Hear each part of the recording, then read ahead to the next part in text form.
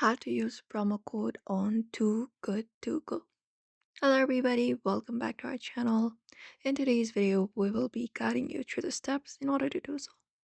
So open up the application called Too Good To Go and log in into your account.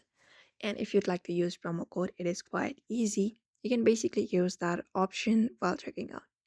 So you can basically add up the products that you would like to purchase first. For example, if I would like to purchase this cream donut right here, I would like to tap on reserve. Once done, you can tap on got it, and you can select the payment method and then the quantity. After that, tap on reserve and do so.